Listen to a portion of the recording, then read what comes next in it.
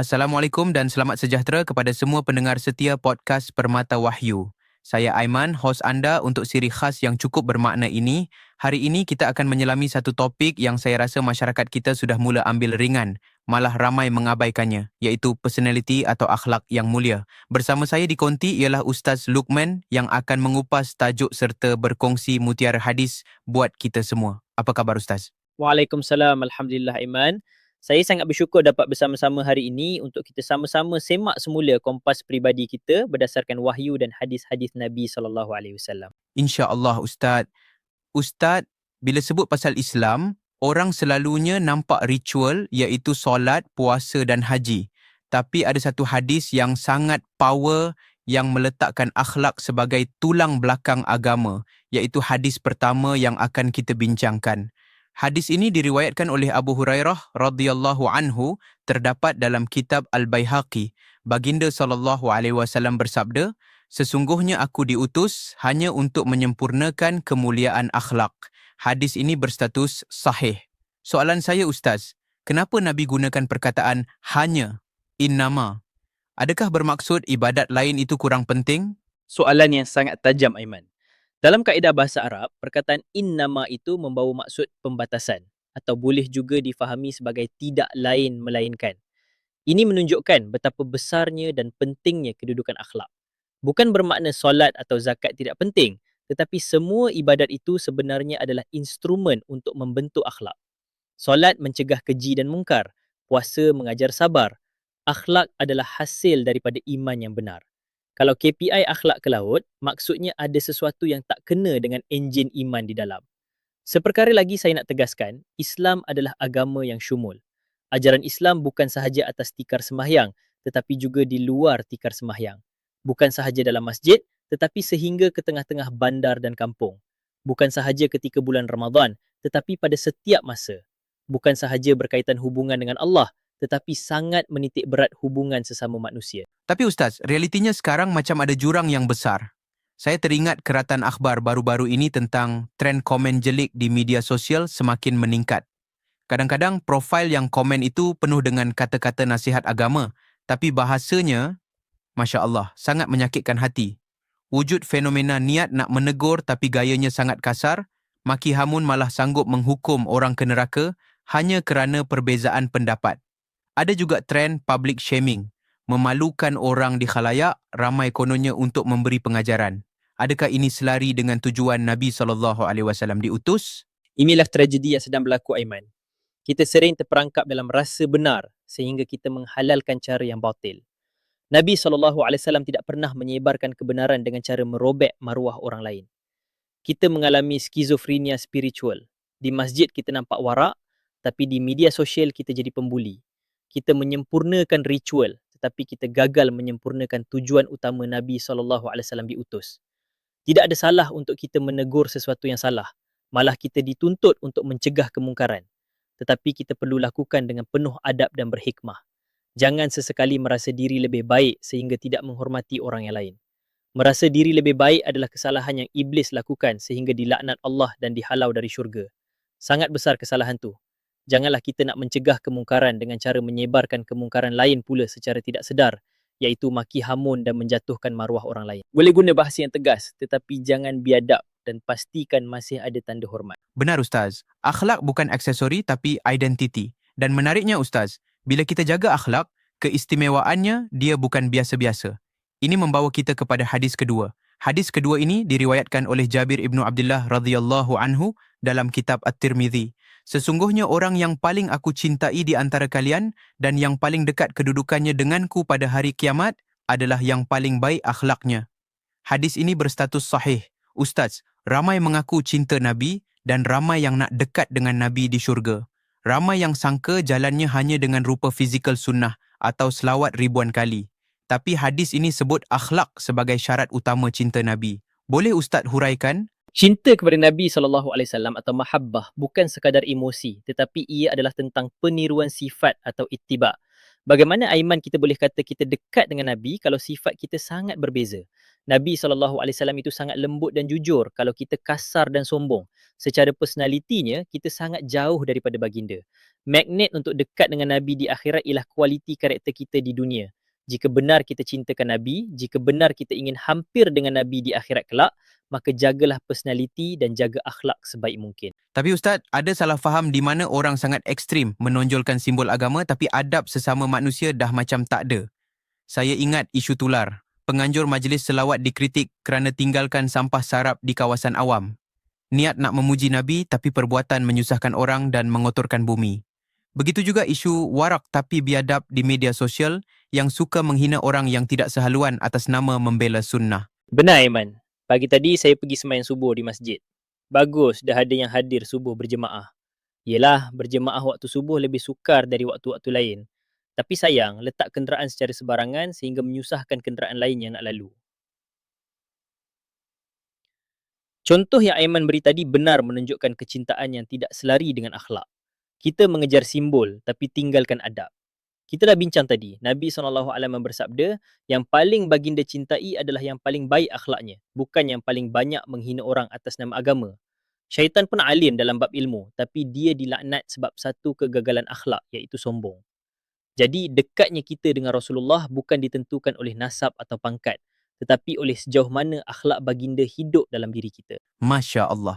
Dan kalau kita lihat dari sudut pelaburan akhirat pula Ustaz, ia membawa kita kepada hadis ketiga. Hadis ini diriwayatkan oleh Abu Darda radhiyallahu anhu, terdapat dalam kitab At-Tirmidzi. Baginda bersabda, tidak ada sesuatu pun yang lebih berat dalam timbangan, mizan, seorang mukmin pada hari kiamat melainkan akhlak yang baik. Hadis ini berstatus sahih. Kenapa Nabi SAW secara spesifik sebut akhlak sebagai benda yang paling berat di atas mizan, seolah-olah melebihi ibadat ritual yang lain? Jika kita fikirkan Aiman, ritual itu ada waktunya.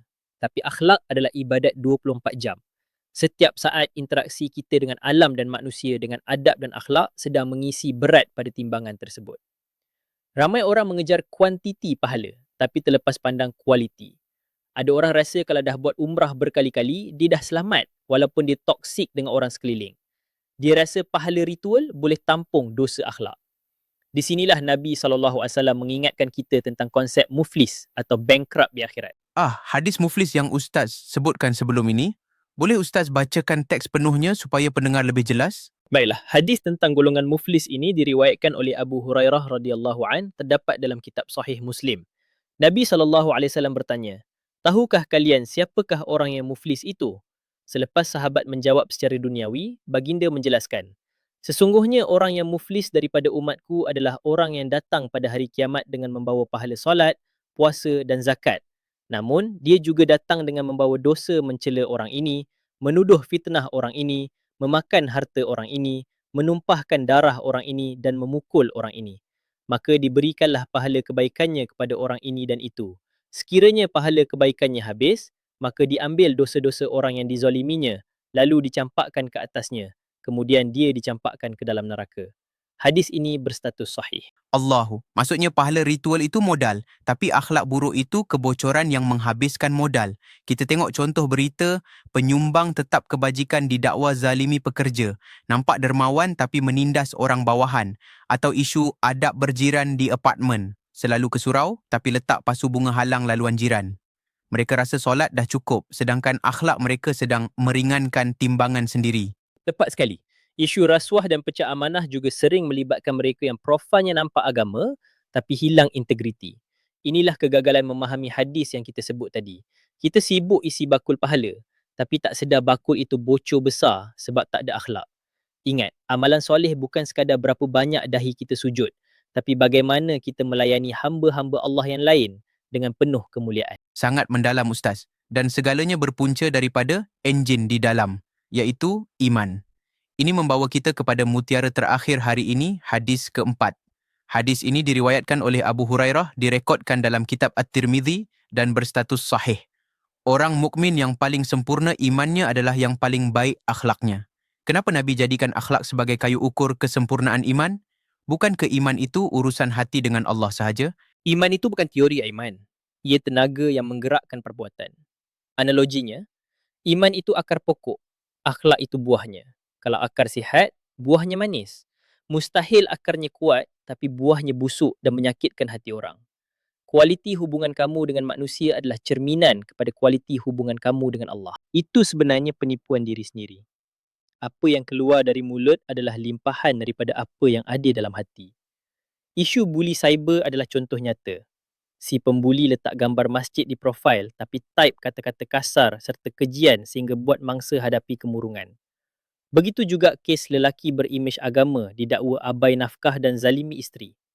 Secara luaran nampak iman sempurna tapi gagal pamer akhlak pada orang yang paling berhak iaitu keluarga sendiri. Iman yang sempurna akan melahirkan manusia yang paling bermanfaat dan lembut.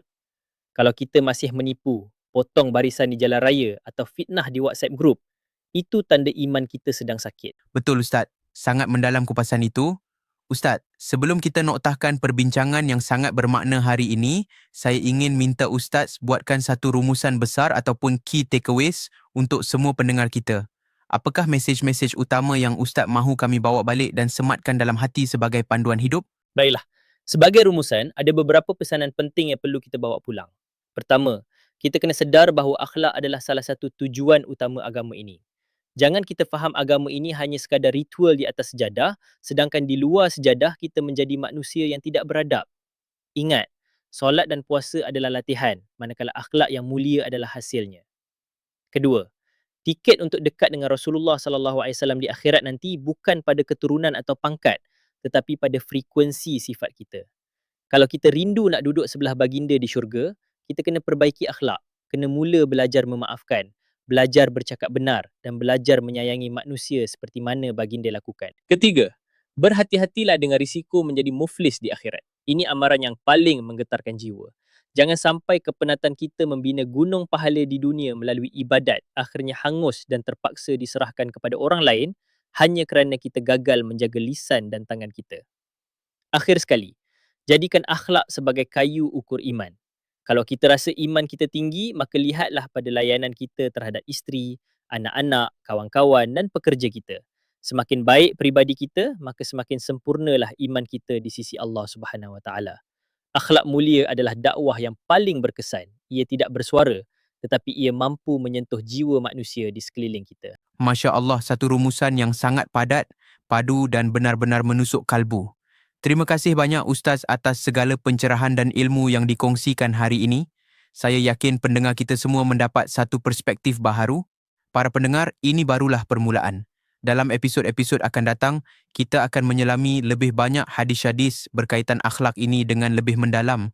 Kita akan bincangkan aspek yang lebih praktikal tentang bagaimana membentuk personaliti Muslim yang unggul, daripada cara kita mengawal marah, adab dalam perbezaan pendapat, hinggalah kepada integriti dalam pekerjaan. Terus setia bersama kami dalam Permata Wahyu. Sehingga kita berjumpa lagi, hiasi diri dengan budi pekerti, teguhkan hati dengan iman. Saya dan Ustaz mengundur diri. Assalamualaikum warahmatullahi wabarakatuh.